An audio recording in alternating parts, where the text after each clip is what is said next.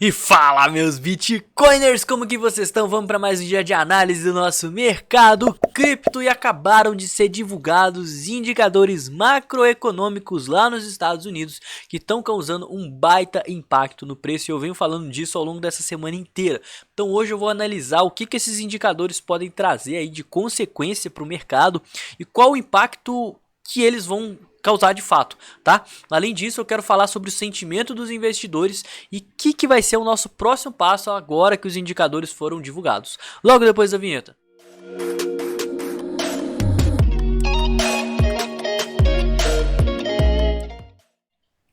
Bom, pessoal, era para esse vídeo sair um pouquinho mais cedo, agora são quase 11 horas, eu gravei o vídeo inteiro, mas na hora que eu vi, o meu microfone ele estava desconectado aqui do PC, porque eu estava mexendo numa outra sala lá, mas não tem problema, eu gravo de novo. E os índices que saíram, tô aqui no calendário econômico do site do Investing, é o IPC, o Índice de Preço do Consumidor, que basicamente mede a inflação lá nos Estados Unidos, e ele veio de acordo com o previsto, tá? A gente teve dois, a gente teve o IPC núcleo e o IPC normal.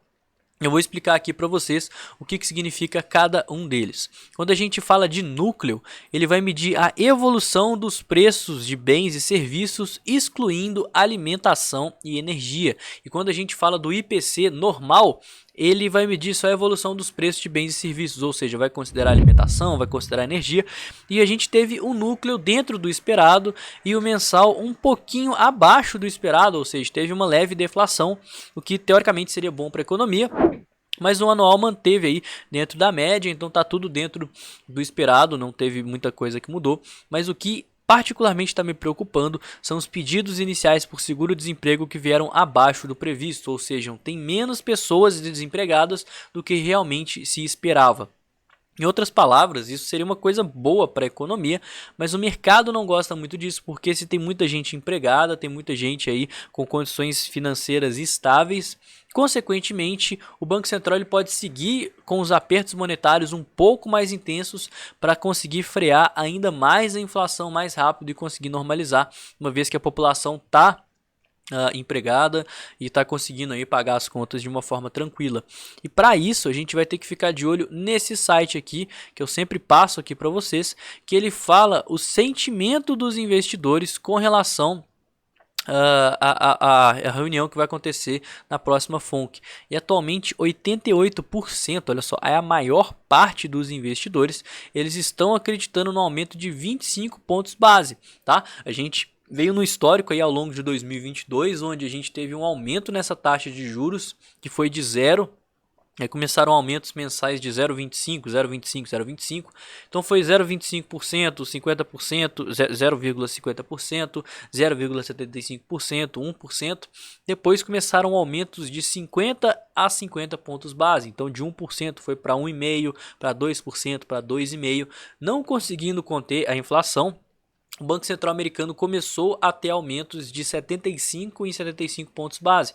Então o que estava lá em, sei lá, 3% ou 2% foi para 2,75, depois foi para 3,50 e assim continuaram os aumentos até o mês passado, o mês de dezembro. No mês de dezembro a gente voltou a descer essa escada, então o que estava aí há 3, 4 meses consecutivos de aumento em 75 pontos base, começou a ter um aumento, teve o primeiro aumento de 50 pontos base. E na próxima reunião, os investidores, 88,2% dos investidores já estão aguardando um aumento de volta para 25 pontos base para conseguir frear a inflação, como se os Estados Unidos já tivesse com a questão da inflação aí resolvida. Eu acho que esse site ele é muito importante porque vai mostrar o sentimento dos investidores com relação à próxima reunião, que de fato é o que vai dar o norte para o mercado. E está até crescendo, né? Mais cedo estava em 70 e poucos por cento, agora já está em 88, quase 90%. Então é bem provável que os investidores precifiquem esse aumento aqui de 25 basis points. O que significa? Que se tiver um aumento de 25 basis points, ótimo, a gente pode continuar esse movimento de alta, muito provavelmente vai continuar assim, mas se for para 50 basis points, é bem provável que a gente veja quedas, e isso vai acontecer no dia 1º de fevereiro, então muito ligado nisso. E vamos para o nosso order book aqui, começar a nossa análise, né, pessoal? E a primeira coisa que eu noto é que no lado comprador do livro de ofertas a gente tem bastante ordens de compra. Olha só como é que tá tudo verdinho aqui. Ou seja, as pessoas elas estão fazendo uma pressão compradora muito grande, tanto que a gente tem muito mais bitcoins alocados para compra do que para venda. A gente tem alguns pontos aí só para a gente ficar um pouquinho mais de olho. E o primeiro ponto é a região entre os 17.600 e os 17.400, tá? Tem muralhazinhas aqui, ó, e essas muralhas, se elas forem canceladas, pode ser que tenha stops, pode ser que tenha liquidações, e também nos 17k. Mas tirando isso, ao meu ver, segue ainda bastante saudável esse movimento de alta. E se tudo continuar conforme esperado, a gente pode continuar vendo uma alta continuar, eventuais fundos ascendentes serem formados, enquanto na venda, uma atenção especial aqui nos 19.300, tá?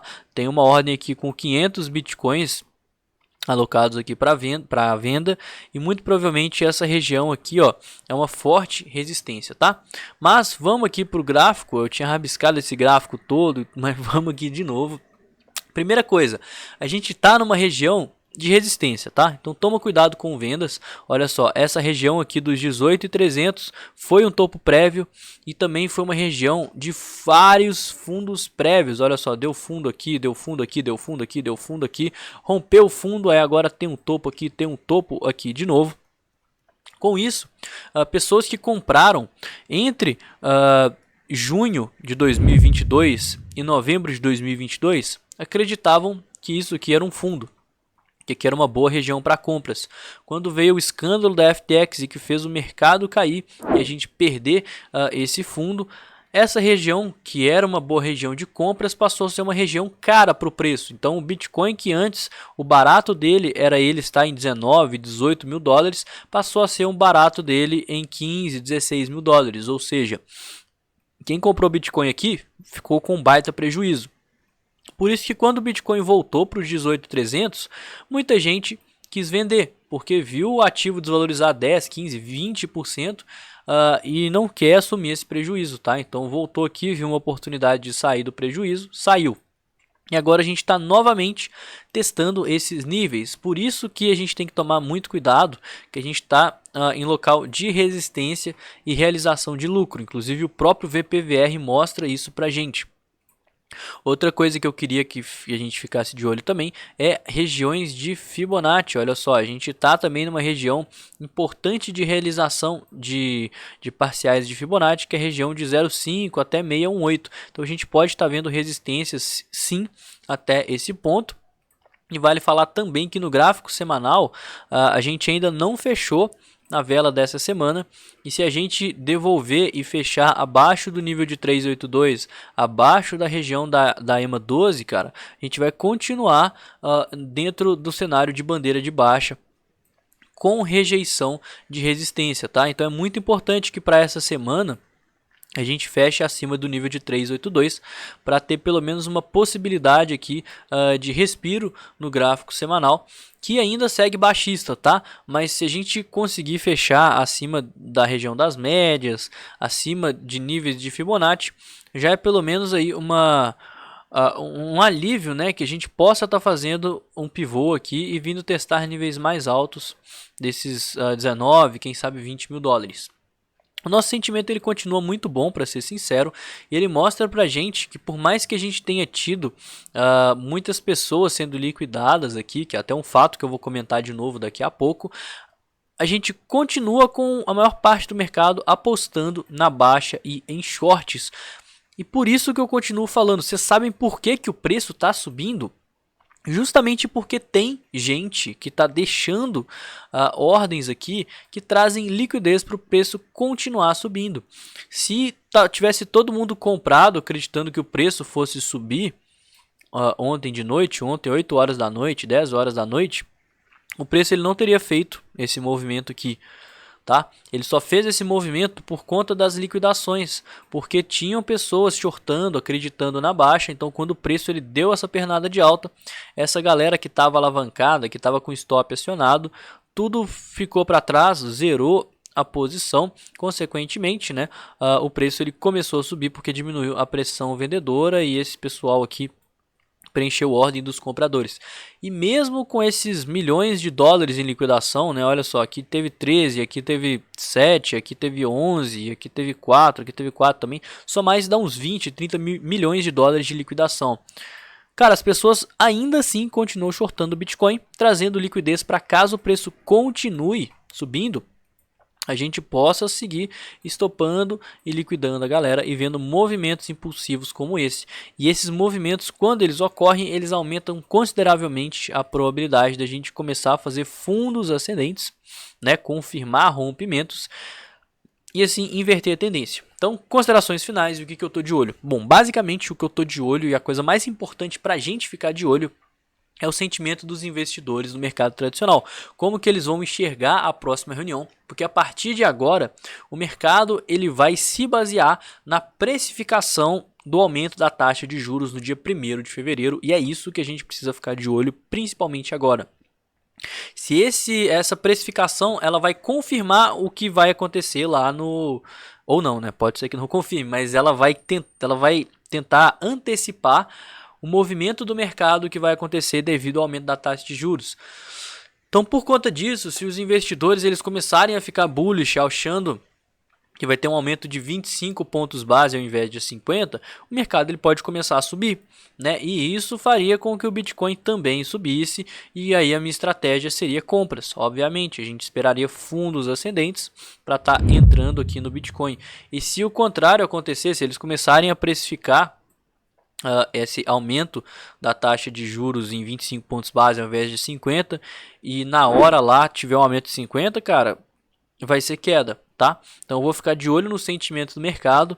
Se a gente continuar fechar aqui acima de níveis de Fibonacci, invalidar essa possível bandeira de baixa, romper ponto de resistência e voltar para o range dos 19k, eu vou esperar fundos ascendentes para estar posicionando, e quanto mais o preço subir, igual agora que ele está esticado, eu vendi lá nos 17.400, se ele chegar por exemplo nos 18.19, eu vou vender mais um pouquinho, porque eu preciso liberar capital para estar entrando em fundos ascendentes, e eu ainda sigo bastante dolarizado, tá? Porque a minha estratégia até então era que eu acreditava que ia ter uma queda.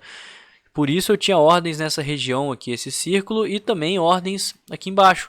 Mas se o sentimento do mercado e o mercado virar, né, eu tenho que julgar de acordo com o jogo. Então eu vou entrar em fundos ascendentes de forma gradual e com a segurança de que a gente pode ver uma continuação desse movimento de alto, que particularmente para mim ia ser até melhor, né? Porque o Bitcoin caindo e eu comprando, eu nunca vou saber onde que é o fundo. Mas o Bitcoin fazendo esse pivô aqui, eu vou comprar um pouquinho mais caro. Pô, eu poderia ter comprado a 16, vou comprar a 17, né? Eu vou pagar um pouquinho mais caro, mas eu vou ter a segurança de que os investidores estão confiantes e que o mercado pode dar algum sinal de respiro, né? Nem que seja temporário.